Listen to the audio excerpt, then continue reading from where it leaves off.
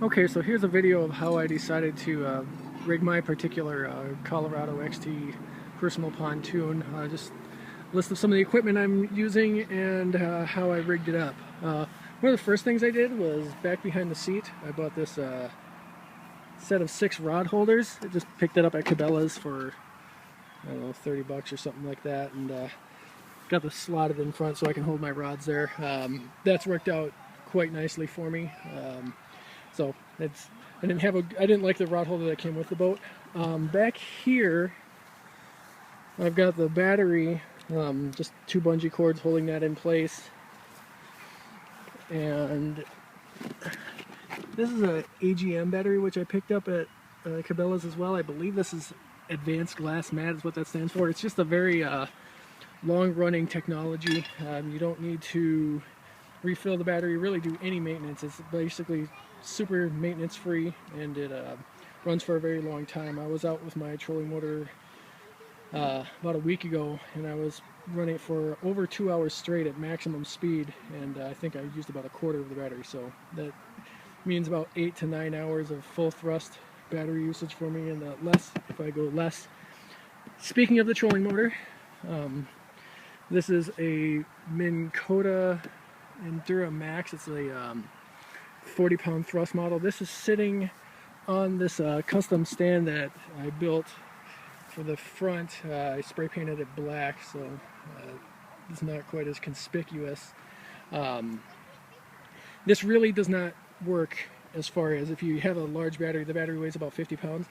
Putting it on here, it just wouldn't work at all. The back would just sag so far to the point where all the way up to here was actually in the water, and it was just not very workable. In fact, it was so frustrating that I almost gave up on the whole project. Then I spent about 10-15 bucks and built this front mount stand that fixed the weight distribution completely, so it works great. Just loosen it here. This drops down to where that's about a foot underwater, and it's excellent. As far as the wiring, I actually cut the cables, then just ran over to Home Depot and got these plugs where I plug this in here. Oops. It actually stays in the water, stays on in the water just fine. Let's see if I get that. Yep. The Endura Max motor, before I lose my train of thought, this one's different than other trolling motors as far as some of the lower cost models, just the Endura. If it's using full thrust or minimum thrust, it's using largely the same amount of power. It just dissipates the excess energy through here, through heat. This one actually, if you're running at, say, a speed of 10, you're using a lot less than your full thrust. So I could actually realistically get a day or two full usage out on the water with this thing. Next thing I did was, this is a Humminbird 597. It's not focusing in very well. Anyway, it's a 597 CIHD down imaging. I had considered some of the side scan options. I decided that would just be too much a distraction and too much overkill.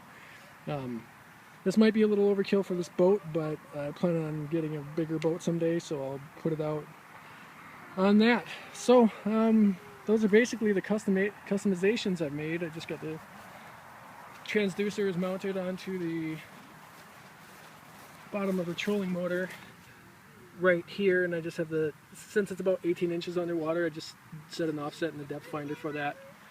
So it's set up in this configuration. It absolutely rocks. I love it. I have a blast out there on the water, and I should be able to be out as much as I want to. Oh, I don't have the oars on here. Well, you guys know what the oars look like. I'm not going to go through that.